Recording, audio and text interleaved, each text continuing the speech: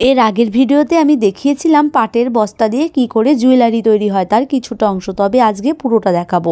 এই যে আমি লকেটটা তৈরি করে ফেলেছি, এটাকে সুন্দর একটি মালার শেপ দেওয়া যাক। তার জন্য আমি নিয়েছি এই যে ছোট ছোট লোহার এগুলো, আর নিয়েছি এই ছোট্ট বল, যদিও আমি নাম জানি না। যাই হোক, চলো এবার এগুলোকেই দেখো সুন্দর করে আমি গেঁথে নিয়েছি। এবার এটাকে রেখে উল সুতো নিয়ে বসে পড়লাম। এটার সঙ্গে ম্যাচ করে আমি কালো সুতো নিয়েছি।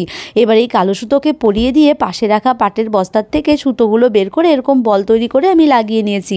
আর তৈরি করেছি এরকম সাদা সুতোর বল। এই দুটোকেই কিন্তু আমি পরপর করে এই উল সুতোর মধ্যে দিয়ে অ্যাটাচ করে নেব। আর দেখতে পেলে এই যে কানের অংশটা, এই রিংগুলোকে লাগিয়ে দিলে কিন্তু আমার কানের দুল রেডি হয়ে গেল। এবার চলো তো দেখে নেওয়া যাক কানের দুল নাকি এই মালা, কোনটা ভালো লাগছে তোমাদের। যাই হোক, আমার কিন্তু দুটোই পছন্দ হয়েছে। জানি না তোমাদের কেমন লাগলো। যদি ভালো লেগে থাকে প্লিজ একটি সাবস্ক্রাইব আর লাইক করে যেও। আমার চ্যানেলটা ভীষণ নতুন, তোমরা সাপোর্ট করলে আমি আরেকটু উৎসাহিত হব। যাই হোক, সকলে ভালো থেকো, দেখা হচ্ছে অন্য কোনো ভিডিওতে। টাটা।